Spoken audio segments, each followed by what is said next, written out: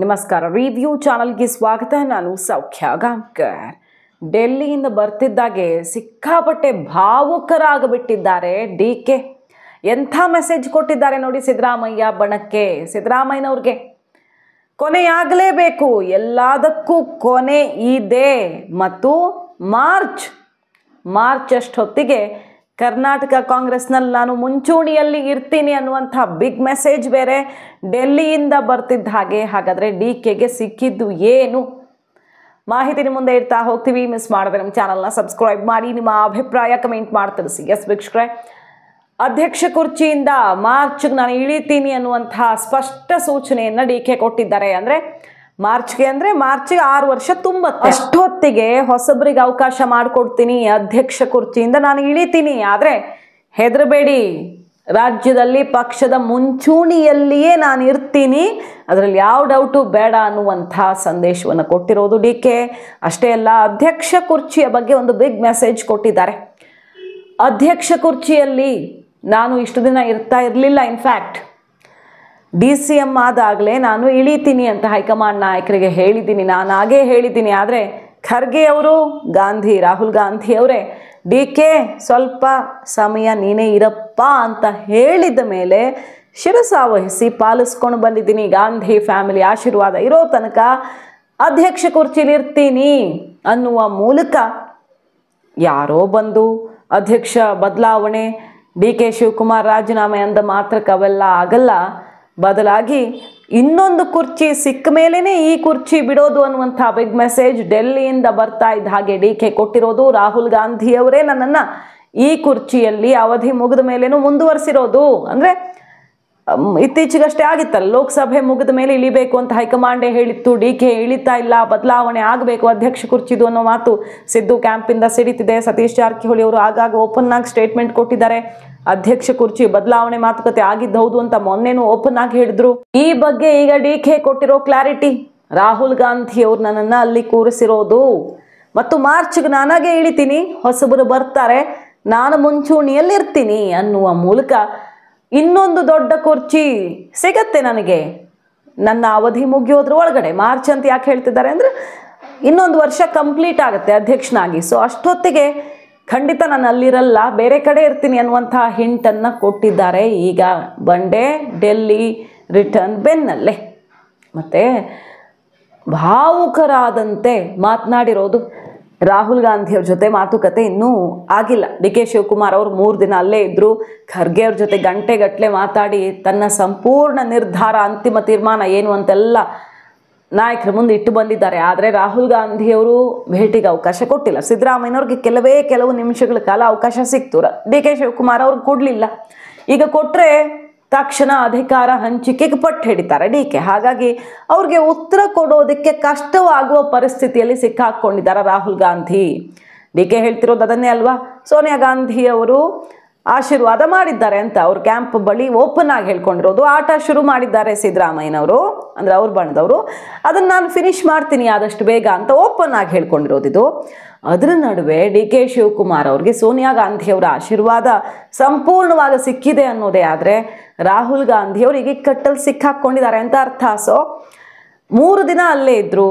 Rahul ಗಾಂಧಿಯವರಿಗೆ election ಮುಗಿಸಿದ್ದಾರೆ, SIR ಹೋರಾಟ ಅಂಥದ್ದೇ. ಈಗ ದೊಡ್ಡ ಮಟ್ಟದಲ್ಲಿ ಏನು ತಕ್ಷಣಕ್ಕೆ ಎಲೆಕ್ಷನ್ ಅದು ಇದು ಇಲ್ಲ, ವಿದೇಶಕ್ಕೂ ಹೋಗಿಲ್ಲ ಈಗ ಸದ್ಯ. ಹಾಗಾಗಿ ಸಮಯ ಕೊಡಬಹುದಿತ್ತು. ಆದರೆ ಇಕ್ಕಟ್ಟಲ್ಲಿ ಸಿಕ್ಕಾಕೊಂಡಿದ್ದಾರೆ. ನವೆಂಬರ್ ಅಂತಿಮ ವಾರದಲ್ಲಿ, ಲಾಸ್ಟ್ ವೀಕಲ್ಲಿ ಸಿದ್ದರಾಮಯ್ಯ, ಡಿ.ಕೆ. ಶಿವಕುಮಾರ್, ಸುರ್ಜೇವಾಲಾ, ಖರ್ಗೆ, ವೇಣುಗೋಪಾಲ್, ರಾಹುಲ್ ಗಾಂಧಿ ಇಷ್ಟೂ ಜನ ಕೂತು ಮಾತಾಡಿ ಫೈನಲ್ ಮಾಡೋದು, 2ರೊಳಗೆ 1 ನಿರ್ಧಾರ ಮಾಡೋದು ಅಂತ ಖರ್ಗೆ ಅವರು ಹೇಳಿ ಕಳಿಸಿದ್ದಾರೆ ಈಗ. ಬಟ್ ರಾಹುಲ್ ಗಾಂಧಿಯವರು ಮುಖಾಮುಖಿ ಆಗೋಕ್ಕೆ ಸಿಕ್ತಿಲ್ಲ.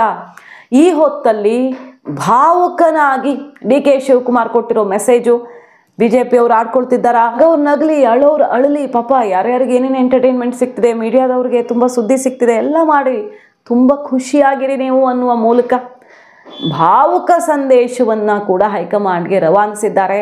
ಈ ಹೊತ್ತಲ್ಲಿ ಡಿ.ಕೆ. ಶಿವಕುಮಾರ್ ಅವರು ನಾನೇನೇ ಮಾಡಿದ್ರೂ ಪಕ್ಷ ನಿಷ್ಠೆ ಬಿಡಲ್ಲ, ಪಕ್ಷಕ್ಕೆ ಬ್ಲ್ಯಾಕ್ ಮೇಲೂ ಮಾಡಲ್ಲ, ನಿಷ್ಠೆನೂ ಬಿಡಲ್ಲ, ಆದರೆ ಹೈಕಮಾಂಡ್ ನನ್ನ ಬೇಡಿಕೆ ಈಡೇರಿಸುತ್ತೆ ಅನ್ನೋ ಆತ್ಮವಿಶ್ವಾಸ ಅನ್ನೋದು ಅವ್ರು ಆಡ್ತಿರೋ ಮಾತುಗಳು. ಡಿ.ಕೆ. ಸುರೇಶ್ ಅವರು ನೇರ ಅದನ್ನೇ ಹೇಳ್ತಾ ಇದ್ದಾರೆ. ಅವರು ಡೆಲ್ಲಿಗೆ ಹೋಗಿದ್ರು. ನೇರವಾಗಿ ಹೇಳ್ತಾ ಇರೋದೇನು, ಬ್ರದರ್ಸು ಖಂಡಿತ ಹೈಕಮಾಂಡ್ ಕೊಡುತ್ತೆ ಅನ್ನೋ ನಂಬಿಕೆಯಲ್ಲೇ ಇದ್ದೀವಿ ಅಂತ. ಇದರ ನಡುವೆ ನೋಡಿ, ಕಾರ್ಯಕ್ರಮದಲ್ಲಿ DK ಕೊಟ್ಟಿರೋ ಬಿಗ್ ಮೆಸೇಜ್ ಏನು? ಎಲ್ಲದಕ್ಕೂ ಒಂದು ಕೊನೆ ಅನ್ನೋದಿರುತ್ತೆ, ಆ ಕೊನೆ ಬಂದೇ ಬರುತ್ತೆ ಅನ್ನುವ ಅಚ್ಚರಿಯ ಮಾತುಗಳನ್ನು DK ಆಡಿದ್ದಾರೆ. ಹಾಗೆ ಕೆಲಸ ಮಾಡೋರೇ ಒಬ್ಬರು, ಅನುಭವಿಸೋರೇ ಒಬ್ಬರು ಅನ್ನುವಂಥ ಟಾಂಗನ್ನು ಕೊಟ್ಟಿದ್ದಾರೆ ಅನ್ನೋದು ಅಚ್ಚರಿ ಕಾರಣ ಆಗಿದೆ. ಈಗ ಒಬ್ಬ ಕೆಲಸ ಮಾಡ್ತಾ ಇರ್ತಾನೆ, ಇನ್ನೊಬ್ಬ ಅದರ ಲಾಭ ಪಡಿತಾನೆ ಇರ್ತಾನೆ, ಆದರೆ ಎಲ್ಲದಕ್ಕೂ ಕೊನೆ ಇರುತ್ತೆ. ಕಾರ್ಯಕರ್ತರಿಗೆ ಹೇಳೋ ರೀತಿಯಲ್ಲಿ ಹೇಳ್ತಾ ಹೋಗ್ತಾರೆ DK. ಯಾರು ಕಷ್ಟಪಟ್ಟಿರ್ತಾರೋ, ಪಕ್ಷಕ್ಕೆ ದುಡಿದಿರ್ತಾರೋ ಅವ್ರಿಗೆ ಸೂಕ್ತವಾದ ಸ್ಥಾನಮಾನ ಸಿಕ್ಕೇ ಸಿಗತ್ತೆ, ಸಿಗಲ್ಲ ಅಂದ್ಕೊಂಡ್ರ ಸಿಕ್ಕೇ ಸಿಗತ್ತೆ, ಎಲ್ಲದಕ್ಕೂ ಒಂದು ಕೊನೆ ಇರುತ್ತೆ ಅಂತಾರೆ. ಅಷ್ಟೇ ಅಲ್ಲ, ಇಂದಿರಾ ಗಾಂಧಿಯವರ ಹೇಳಿಕೆ, ಅವರ ಮಾತನ್ನ ಪ್ರಸ್ತಾಪಿಸಿ ಆ ಎಕ್ಸಾಂಪಲ್ ಕೊಟ್ಟು ಕಾರ್ಯಕರ್ತರಿಗೆ ನೀವು ಫಸ್ಟ್ ಗುಂಪಿಗೆ ಸೇರಿ, ಯಾವತ್ತು ಕೆಲಸ ಮಾಡೋ ಗುಂಪಿಗೆ ಸೇರಿ, ಲಾಭ ಪಡೆಯೋ ಗುಂಪಿನವರೊಬ್ರು ಇರ್ತಾರೆ, ಸದಾ ಕೆಲಸ ಮಾಡೋ ಗುಂಪಿನವ್ರು ಇರ್ತಾರೆ, ಆದರೆ ಖಂಡಿತ ಪರಿಶ್ರಮಕ್ಕೆ ಫಲ ಸಿಕ್ಕೇ ಸಿಗುತ್ತೆ ಅನ್ನುವಂಥ ಮಾತುಗಳನ್ನು ಆಡ್ತಾ ಹೋಗ್ತಾರೆ. ಅಷ್ಟೇ ಅಲ್ಲ, DK ಶಿವಕುಮಾರ್ ಅವರು ಮಾರ್ಮಿಕವಾಗಿ ಅಧಿಕಾರ ಹಂಚಿಕೆಯ ಸ್ಪಷ್ಟ ಮಾತುಗಳನ್ನು ಆಡ್ತಾರೆ. ನಾನು ಎಲ್ಲಿರ್ತೀನಿ ಅನ್ನೋದು ಮುಖ್ಯ ಅಲ್ಲ, ಆದರೆ ಕಾಂಗ್ರೆಸ್ ಮತ್ತೆ ಅಧಿಕಾರಕ್ಕೆ ಬರುತ್ತೆ ಅಂತಾರೆ. ಅವರು 28ಕ್ಕೆ ಕಾಂಗ್ರೆಸ್ ಅಧಿಕಾರಕ್ಕೆ ಬಂದೇ ಬರುತ್ತೆ ಅನ್ನುವ ಮೂಲಕ ಪಕ್ಷವನ್ನು ಅಧಿಕಾರಕ್ಕೆ ತರೋದಕ್ಕೆ ನಾನೇನು ಮಾಡಬಲ್ಲೆ ಅನ್ನುವಂಥ ಮಾತುಗಳನ್ನು ನೇರವಾಗಿ ಹೇಳ್ತಿದ್ದಾರೆ. ನಾನು ಏನಾಗಿರ್ತೀನಿ, ಎಲ್ಲಿರ್ತೀನಿ ಅನ್ನೋದು ಮುಖ್ಯ ಅಲ್ಲ, ಯಾವುದು ಪರ್ಮನೆಂಟ್ ಅಲ್ಲ, ಯಾವುದಕ್ಕೂ ಅಂಟ್ಕೊಂಡು ಕೂರಕ್ಕಾಗಲ್ಲ ಅನ್ನುವ ಮೂಲಕ ಸೆಟ್ಟು ಹೊಡಿತಿದ್ದಾರೆ DK ಶಿವಕುಮಾರ್ ಅವರು. ಸಿದ್ದರಾಮಯ್ಯನವರಿಗೆ ಸ್ಪಷ್ಟವಾಗಿ ನೋಡಬಹುದು, ಮೊನ್ನೆ ಅಧ್ಯಕ್ಷ ಕುರ್ಚಿಯ ಬಗ್ಗೆ ಮಾತಾಡಿದ್ದಕ್ಕೆ ಏನು ನನಗೆ ಆರೋಗ್ಯ ಸರಿ ಇಲ್ವಾ, ರಾಜಕೀಯವಾಗಿ, ಮೆಂಟಲಿ, ಫಿಸಿಕಲಿ, ಪೊಲಿಟಿಕಲಿ ಎಲ್ಲ ಫಿಟ್ ಇದ್ದೀನಿ ಅನ್ನುವಂಥ ಎಚ್ಚರಿಕೆ ಸಂದೇಶ ಕೊಟ್ಟರು. ಈಗ ಡೆಲ್ಲಿಯಿಂದ ಬರ್ತಾ ಇದ್ದ ಹಾಗೆ ಮತ್ತಷ್ಟು ತೀವ್ರ ಕಾರ್ಯಾಚರಣೆ ಶುರು ಮಾಡೇ ಬಿಟ್ಟಿದ್ದಾರೆ DK. ನಿನ್ನೆ ಅವರ ಬಣದವರೆಲ್ಲ ಹೇಳಿದ್ರಲ್ಲ, ಸಂಪುಟ ಸರ್ಜರಿ ಆದ ಮೇಲೂ ಅಕಸ್ಮಾತ್ ಏನಾದ್ರು ಹೆಚ್ಚು ಕಡಿಮೆ ಆಗಿ ಸಂಪುಟ ಸರ್ಜರಿ ಆದರೂ DK CM ಆಗದೆ ಹೋಗಲ್ಲ, ಖಂಡಿತ ಹೈಕಮಾಂಡ್ ಆಶೀರ್ವಾದ ಮಾಡುತ್ತೆ ಅಂತಿದ್ದಾರೆ. ಯಾವತ್ತು ಎಲ್ಲದಕ್ಕೂ ಒಂದಿನ ಕೊನೆ ಇದ್ದೇ ಇರ್ತದೆ, ನೀವು ಅದಕ್ಕೆ ತಲೆ ಕೆಡಿಸ್ಕೋಬೇಕು. ನನಗೆ ವಿಶ್ವಾಸ ಇದೆ, ನಾ ಎಲ್ಲಿರ್ತೀನೋ ಬಿಡ್ತೀನೋ ಅದು ಮುಖ್ಯ ಅಲ್ಲ. ಈ ರಾಜ್ಯದಲ್ಲಿ ಮತ್ತೆ ಕಾಂಗ್ರೆಸ್ ಪಕ್ಷ ಖಂಡಿತ ಬಂದೇ ಬರ್ತದೆ. ನಿಮ್ಮ ಆತ್ಮವಿಶ್ವಾಸವನ್ನ ಕಳ್ಕೊಳಕ್ ಹೋಗ್ಬೇಡಿ, ಸಿಕ್ಕೇ ಸಿಗ್ತದೆ. ನೀವು ತಲೆ ಕೆಡಿಸ್ಕೊಳಕ್ ಹೋಗ್ಬೇಡಿ. ಅಂದ್ರೆ ಪವರ್ ಸಿಗ್ಬೇಕಾದ್ರೆ ಎಲ್ಲಿ ಶ್ರಮ ಇದೆಯೋ ಅಲ್ಲಿ ಫಲ ಇದೆ, ಎಲ್ಲಿ ಮನಸ್ಸಿದೆಯೋ ಅಲ್ಲಿ ಮಾರ್ಗ ಇದೆ, ಎಲ್ಲಿ ಭಕ್ತಿ ಇದೆಯೋ ಅಲ್ಲಿ ಭಗವಂತ ಇದ್ದಾನೆ. ಯಾವತ್ತು ಎಲ್ಲದಕ್ಕೂ ಒಂದಿನ ಕೊನೆ ಇದ್ದೇ ಇರ್ತದೆ, ನೀವು ಅದಕ್ಕೆ ತಲೆ ಕೆಡಿಸ್ಕೋಬೇಕು. ನನಗೆ ವಿಶ್ವಾಸ ಇದೆ, ನಾ ಎಲ್ಲಿರ್ತೀನೋ ಬಿಡ್ತೀನೋ ಅದು ಮುಖ್ಯ ಅಲ್ಲ. ಈ ರಾಜ್ಯದಲ್ಲಿ ಮತ್ತೆ ಕಾಂಗ್ರೆಸ್ ಪಕ್ಷ ಖಂಡಿತ ಬಂದೇ ಬರ್ತದೆ. ನಿಮ್ಮ ಆತ್ಮವಿಶ್ವಾಸವನ್ನ ಕಳ್ಕೊಳಕ್ ಹೋಗ್ಬೇಡಿ, ಸಿಕ್ಕೇ ಸಿಗ್ತದೆ. ನೀವು ತಲೆ ಕೆಡಿಸ್ಕೊಳಕ್ ಹೋಗ್ಬೇಡಿ. ಅಂದ್ರೆ ಪವರ್ ಸಿಗ್ಬೇಕಾದ್ರೆ ಎಲ್ಲಿ ಶ್ರಮ ಇದೆಯೋ ಅಲ್ಲಿ ಫಲ ಇದೆ, ಎಲ್ಲಿ ಮನಸ್ಸಿದೆಯೋ ಅಲ್ಲಿ ಮಾರ್ಗ ಇದೆ, ಎಲ್ಲಿ ಭಕ್ತಿ ಇದೆಯೋ ಅಲ್ಲಿ ಭಗವಂತ ಇದೆ. ಈ ಭಾರತ ಪುಸ್ತಕ ಅನ್ನೋದು ಬಿಡುಗಡೆ ಆಗ್ತದೆ ಸದ್ಯದಲ್ಲೇ, ಅವರ ಟೈಮ್ ಕೊಟ್ಟ ತಕ್ಷಣ. ಈ ಸದ್ಯದಲ್ಲೇ ಕಾಂಗ್ರೆಸ್ ಕಚೇರಿಗಳನ್ನು ಕೂಡ 100 ಕಚೇರಿ ಮಾಡಬೇಕು ಅಂತ ಹೇಳಿ ಈಗ ಹೊರಟಿದ್ದೇನೆ.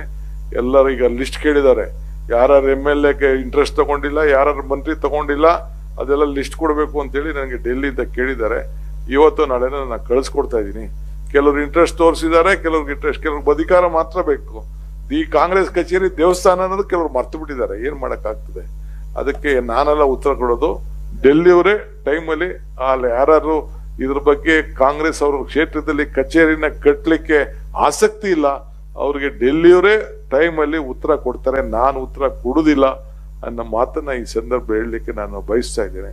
ನಾನು ಇರ್ತೀನೋ ಇಲ್ಲೋ ಅದು ಬೇರೆ ವಿಚಾರ, ಬಟ್ 100 ಕಚೇರಿ ಯಾರು ನನ್ನ ಕಾಲದಲ್ಲಿ ಮಾಡಿ ಹೋಗ್ಬೇಕು ಅನ್ನೋ ದೃಷ್ಟಿಯಿಂದ ಎಲ್ಲ ಪರ್ಮನೆಂಟ್ ಆಗಿ ಒಂದ್ ನಿಮಿಷ, ನಾವು ಪರ್ಮನೆಂಟ್ ಆಗಿ ಇರಕ್ ಆಗಲ್ಲ. I am telling you, already 5 ವರ್ಷ ಆಗಿದೆ. ಇನ್ನು ಮಾರ್ಚ್ ಬಂತು ಅಂದ್ರೆ 6 ವರ್ಷ ಆಗ್ತದೆ. ಬೇರೆಯವ್ರಿಗೆ ಅವಕಾಶ ಮಾಡಿಕೊಡ್ಬೇಕು. ಬಟ್ ನಾನು ಲೀಡರ್ಶಿಪ್ ಅಲ್ಲಿ ಇರ್ತೀನಿ, ತಲೆ ಕೆಡಿಸ್ಕೊಳಕ್ ಹೋಗ್ಬೇಡಿ. Be there in the front line, ತಲೆ ಕೆಡಿಸ್ಕೊಳಕ್ ಹೋಗ್ಬೇಡಿ. ನಾನು ಅವತ್ತೇ ನಾನು ಉಪಮುಖ್ಯಮಂತ್ರಿ ಆದ ದಿನನೇ ಬಿಡ್ಬೇಕು ಅಂತ ಹೇಳಿದೆ. ಖರ್ಗೆ ಸಾಹೇಬರು, ರಾಹುಲ್ ಗಾಂಧಿ ಅವರು ಇರೋ DK ಸ್ವಲ್ಪ ದಿನ ಇರು ಅಂತೇಳಿ ನನ್ನನ್ನು ಇರಿಸ್ಕೊಂಡ್ರು. ಬಟ್ ಇರುವಂತ ಸಂದರ್ಭದಲ್ಲಿ ಯಾವ ರೀತಿ ಪಕ್ಷ ಕಟ್ಟಬೇಕು ಅನ್ನೋದು ಒಂದು ಪ್ರಯತ್ನ ಮಾಡಿ ನನ್ನ ಡ್ಯೂಟಿ ನಾನು ಮಾಡಿದ್ದೀನಿ. ಸಾಕಷ್ಟು ಅವರು ಶ್ರಮ ಹಾಕಿದ್ದಾರೆ, ಪಕ್ಷಕ್ಕಾಗಿ ದುಡಿದಿದ್ದಾರೆ, ಸಾಕಷ್ಟು ಪ್ರಯತ್ನವನ್ನು ನಡೆಸಿದ್ದಾರೆ. ಆದರೆ ಯಾಕೆ ಡೆಲ್ಲಿಗೆ ಹೋದ್ರು ಕೂಡ ಹೈಕಮಾಂಡ್ ನಾಯಕರನ್ನು ಭೇಟಿ ಮಾಡಬೇಕು, ಸಾಕಷ್ಟು ಪ್ರಯತ್ನಗಳು ಆಗ್ತಿದ್ದಾವೆ ಅಂತ ಯಾಕೆ ಸರ್? ಒಂದ್ ಕಡೆ ಬಿಜೆಪಿಯವರು ನಿಮ್ಮ ಪಕ್ಷದ ವಿಚಾರಕ್ಕೆ ಸಂಬಂಧಪಟ್ಟಂಗೆ ವ್ಯಂಗ್ಯವನ್ನು ಮಾಡ್ತಿದ್ದಾರೆ. ಆಯ್ತು, ಪಾಪ ಖುಷಿ ಪಡೋರು, ಹಡೋರು, ದುಃಖ ಪಡೋರು ಅವರ ಇಚ್ಛೆಯಿಂದ ಮಾಡಲಿ. ನಿಮಗೂ ಒಳ್ಳೆ ಆಹಾರ ಸಿಗ್ತಾ ಇದೆಯಲ್ಲ, ನೀವೆಲ್ಲ ಚೆನ್ನಾಗಿ ಖುಷಿ ಪಡ್ತಾ ಇದ್ದೀರಲ್ಲ, ಖುಷಿ ಪಡಿ. ಜನ ಎಲ್ಲ ನೀವೆಲ್ಲ ಸಂತೋಷವಾಗಿದ್ದು ನಾವು ಸಂತೋಷವಾಗಿದ್ದಂಗೆ. ಹಠ ಬಿಡದೆ ಛಲ ಬಿಡದ ತ್ರಿವಿಕ್ರಮನಂತೆ ಡಿ ಕೆ ಶಿವಕುಮಾರ್ ಅವರು ನಿಂತು ಬಿಟ್ಟಿದ್ದಾರೆ. ಈಗ ತಾನು ಅಧ್ಯಕ್ಷ ಕುರ್ಚಿಯನ್ನ ಬಿಡಲ್ಲ ಅಷ್ಟು ಸುಲಭವಾಗಿ, ಮತ್ತು ದೊಡ್ಡ ಕುರ್ಚಿ ಏರದೆ ಸುಮ್ಮನಿರೋನೂ ಅಲ್ಲ, ಅದನ್ನು ಸಾಧಿಸ್ತೀನಿ ಅಂತ ಡೆಲ್ಲಿಯಲ್ಲಿ 3 ದಿನ ಕೂತು ಏನು ಹೇಳಬೇಕು ಹೈಕಮಾಂಡ್ಗೆ ಸಂದೇಶ ಕೊಟ್ಟು ಬಂದಿದ್ದಾರೆ. ಈಗ ನೇರ ಅಖಾಡಕ್ಕೆ ಧುಮುಕಿರೋದು ಕುತೂಹಲಕ್ಕೆ ಕಾರಣವಾಗಿದೆ. ಸೊ ಡಿ ಕೆ ಶಿವಕುಮಾರ್ ಅವರು ಒಂದಂತೂ ಕ್ಲಿಯರ್ ಮಾಡ್ತಿದ್ದಾರೆ, ಹೊಸ ವರ್ಷ 2026ರಲ್ಲಿ ಪಕ್ಷದ ಮುಂಚೂಣಿಯಲ್ಲಿ ನಾನೇ ಇರ್ತೀನಿ ಅಂತ. ಮಾಹಿತಿ ಇಷ್ಟ ಆಗಿದ್ರೆ ಮಿಸ್ ಮಾಡಿದ್ರೆ ನಮ್ಮ ಚಾನಲ್ನ ಸಬ್ಸ್ಕ್ರೈಬ್ ಮಾಡಿ, ನಿಮ್ಮ ಅಭಿಪ್ರಾಯ ಕಮೆಂಟ್ ಮಾಡಿ ತಿಳಿಸಿ. Thank you.